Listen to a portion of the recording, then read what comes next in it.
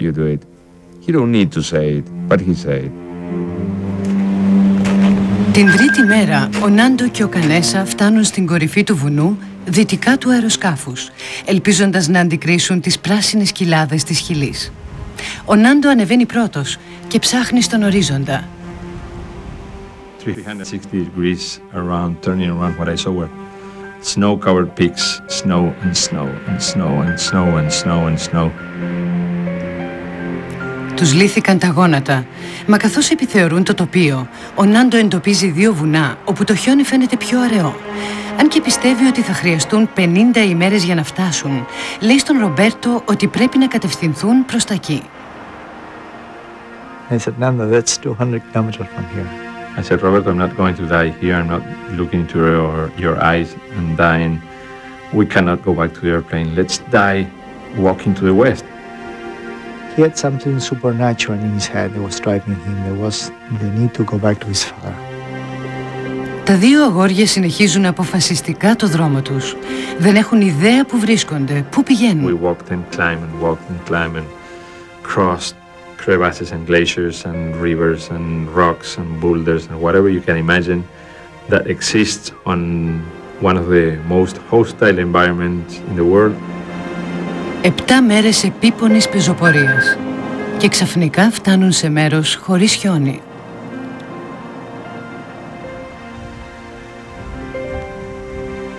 For me, that was the line of life and death because I always thought I was going to die in the snow. Οι εναπομείνοντες στο αεροσκάφος συνεχίζουν την καθημερινή ρουτίνα τους. Έχουν αρχίσει όμως να χάνουν την ελπίδα τους. I saw other faces and their eyes were empty.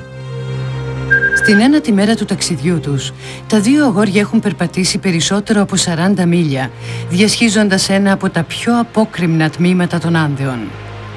Η υγεία του Κανέσα επιδεινώνεται. Είναι τόσο εξασθενημένος που με τα βίας περπατάει.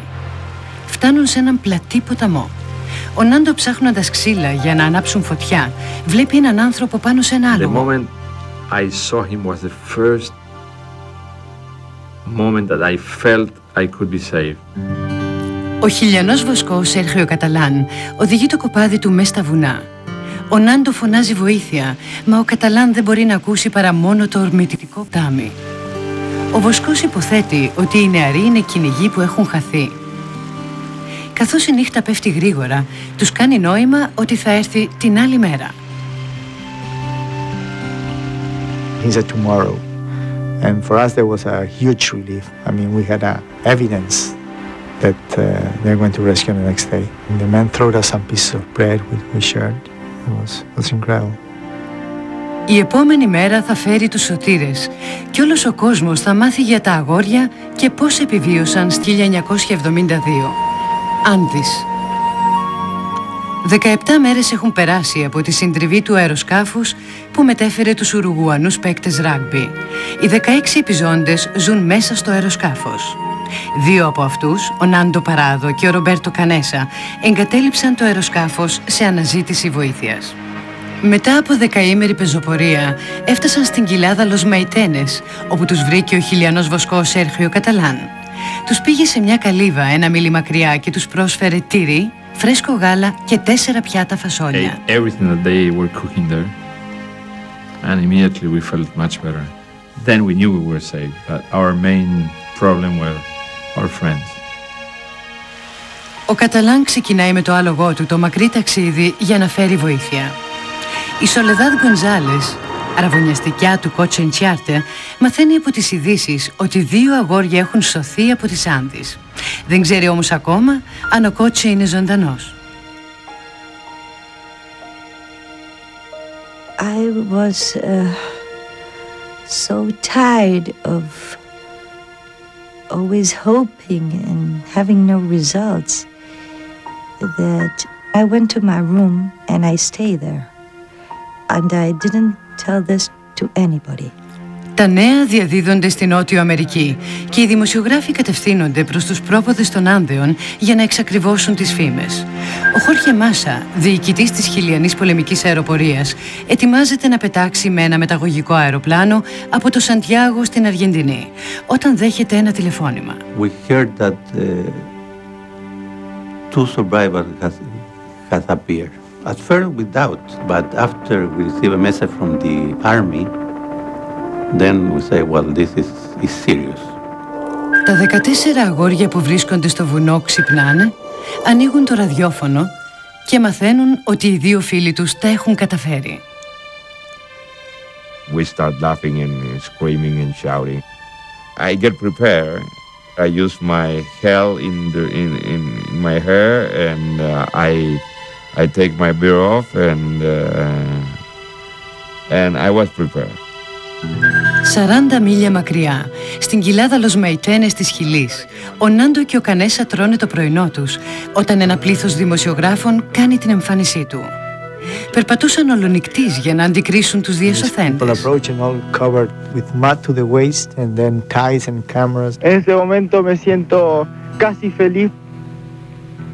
Tenía a mi madre y a mi hermana que lamentablemente fallecieron en el avión. Τα δύο αγόρια απαντούν στις ερωτήσεις τους, παραλείποντας τις λεπτομέρειες σχετικά με το τι έτρωγαν για να επιβιώσουν στο βουνό. Ο Χόρχε Μάσα προσγειώνει ένα από τα 3 ελικόπτερα στο Los Maitenes. Ένας γιατρός της πολεμικής αεροπορίας εξετάζει τα αγόρια. Ένας πιλότος εκμυστηρεύεται στον Νάντο ότι θα τον χρειαστούν για να τους οδηγήσει στον τόπο του δυστυχήματος. I don't want to go on that helicopter. I mean, I'm saved. I don't want to fly on anything again. Any flying machine, I want it far away from me. I don't know how I found myself strapped on that helicopter and say, okay, this is it, let's go. Ο Νάντο καθοδηγεί τον πιλότο στους φίλους του. Το ελικόπτερο χωράει τους μισούς επιζώντες. Οι πιλότοι υπόσχονται να επιστρέψουν αργότερα και 6 αγόρια, ανάμεσά τους ο Κότσε Ινσιάρτε, επιβιβάζονται. Οι πιλότοι απογειώνονται, παλεύουν με τον αέρα και τους ισχυρούς ανέμους. Τα αγόρια είναι τρομοκρατημένα. We climbed to the helicopter and almost crashed to the mountains of the helicopter because it was a very, very windy day.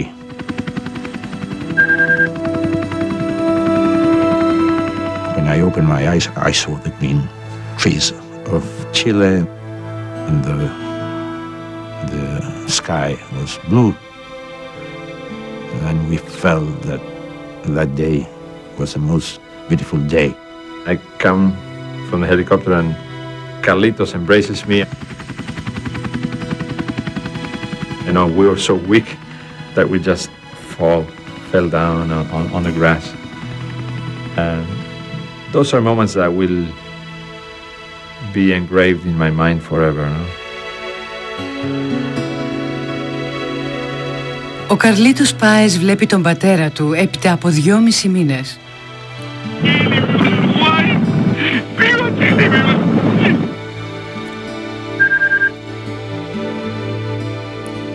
Οι διασωθέντες εισάγονται αμέσως στο νοσοκομείο του Σαν Φερνάντο. Ο δόκτωρ Χωσέ Αουστίν είναι υπεύθυνος στα επίγοντα περιστατικά. Ο πρώτος του ασθενής είναι ο Κότσε Ινσιάρτε. He came in on the stretcher. I said hello, and he grabbed my hand and would not let go. Ο γιατρός κάνει στον Κότσε κάποιες στερεότυπες ερωτήσεις και προσπαθεί να διατηρήσει την ψυχραιμία του όταν ακούει τις απαντήσεις. Who was watching at my leg says to me, "What was the last you ate?" I said, "Human flesh." Ο γιατρός προσπαθεί να μην δείξει την ταραχή του. But on the inside, I felt my whole stomach turning. It was a tremendous shock hearing this news. Ο δόκτωρ Αουστίν επικοινωνεί με τον πατέρα Αντρές Ρόχας, τον 26χρονο ιερέα στο παρεκκλήσι του νοσοκομείου. I asked myself, God, what can I say? Ο Ρόχας συνομιλεί με αρκετούς διασωθέντες για το πώς έτρωγαν τα πτώματα των νεκρών φίλων τους. Πολλά αγόρια ρωτάνε αν έχουν αμαρτήσει. Ο Ρόχας τους καθησυχάζει. It would have been a sin for them to let themselves die. It would have been suicide. Οι γιατροί και ο ιερέας συμφωνούν να κρατήσουν κρυφό το μυστικό των αγοριών. Οι διασωθέντες αποφασίζουν να μιλήσουν δημόσια για ό,τι έχει συμβεί. Περιμένουν όμως να επιστρέψουν στην Ουρουγουάη. Η αδερφή και ο πατέρας του Νάντο Παράδο φτάνουν στο νοσοκομείο. Δεν ξέρουν αν η άλλη αδερφή του Νάντο, Σουζάνα, και η μητέρα του, Εουχένια, είναι ζωντανές. And I saw my father coming by the corridor. And I walked like 3 or 4 paces and he walked and we just embraced. And that's when he said, is she alive? Are they alive? I mean, I had to say no. Οι γονείς του Ρομπέρτο Κανέσα και οι φίλοι του, Λάουρα Σουράκο, φτάνουν στο νοσοκομείο. My girlfriend jumped over my bed and I felt invaded because in my dreams I was supposed to go back to her house and knock at the door. And she was there. I mean, when you're a mountain man, things happen very slowly. He was speaking about God all the time, saying that God has been helping him so much. Η Σολεδάδ Γκοντζάλες καλωσορίζει τον αραβωνιαστικό της Κότσε. He was very, very thin. When I saw him, I didn't say a word to him. We just embraced each other and we cried. Την επόμενη ημέρα διασώζονται και τα υπόλοιπα 6 αγόρια και μεταφέρονται στο Σαντιάγο. Ο διεθνής τύπος τους πολιορκεί. People say you were all of you were all so courageous, so you know. No way. We were so afraid. And I think courage comes from fear. I was so afraid that I dared to do things that I wouldn't have dared any other way. Οι εφημερίδες σε όλη τη Λατινική Αμερική δημοσιεύουν ανατριχιαστικές φωτογραφίες ανθρώπινων σωματικών μελών, εξηγώντας πως οι διασωθέντες επιβίωσαν καταναλώνοντας τη σάρκα των νεκρών φίλων τους. Τα αγόρια ανησυχούν ότι η κοινή γνώμη θα πιστέψει πως σκότωσαν τους άλλους για να επιβιώσουν οι ίδιοι. Θέλουν να βεβαιωθούν ότι η αλήθεια γίνεται γνωστή. Οι διασωθέντες φτάνουν στο Πανεπιστήμιο Στέλλα Μαρί στην Ουρουγουάη για να δώσουν συνέντευξη τύπου σε δημοσιογράφους από όλο τον κόσμο. Okay, let's break the news and tell everybody what happened. Κάθε ένας από τους διασωθέντες αφηγείται την ιστορία. Όταν τελειώνουν, το κοινό ξεσπάσει χειροκροτήματα. It was incredible. Nobody wants to ask nothing. They were so touched by the story. 8 μήνες μετά την ημέρα διάσωσης των αγοριών, η Σολεδάδ και ο Κότσε παντρεύονται. I was walking with my father through the aisle. I remember I saw Nando. I thought at that moment that I owe him so much. I owe to them everything. Because in those 4 legs that climb the mountains, they were carrying me with them. Σήμερα οι περισσότεροι διασωθέντες ζουν ακόμα στο Καράσκο της Ουρουγουάης. Έχουν στενές σχέσεις μεταξύ τους. Ο Κότσε Ινσιάρτε είναι ιδιοκτήτης φάρμας. Ο Καρλίτος Πάεζ εργάζεται στην διαφήμιση. Ο Ρομπέρτο Κανέσα παντρεύτηκε τη Λάουρα Σουράκο και είναι παιδίατρος καρδιολόγος. Ο Νάντο Παράδο είναι τηλεοπτικός παραγωγός εκπομπών για αυτοκίνητα και μοτοσικλέτες που εξακολουθεί να λατρεύει. Οι συγγενείς των νεκρών που τα πτώματά τους χρησιμοποιήθηκαν ως τροφή από τους επιζώντες δεν τους κατακρίνουν. Οι διασωθέντες νιώθουν ότι οι νεκροί φίλοι τους ζουν στη σκέψη τους. Όλοι μαζί πραγματοποίησαν το μακρύ επώδυνο ταξίδι στο βουνό για να επισκεφθούν τους τάφους των φίλων τους. I think God appears when you don't have nothing. I used to say that I will change all my money to spend one more night feeling this presence of God. I remember many championships we won and hugging the parents of my friends that died. This is a community and we help each other and this is one of the treasures of Uruguay as a country. That friendship is one of that let us survive and endure what we have to endure. I have beautiful memories of my family, my friends. I remember them with great tenderness, but I live my life. And I think I live my life in memory of my friends.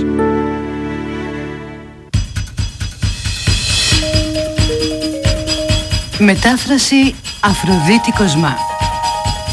Αφήγηση Μάριον Μπιτσόλα. Τεχνική επιμέλεια Γιάννης Χούσος. Μίξη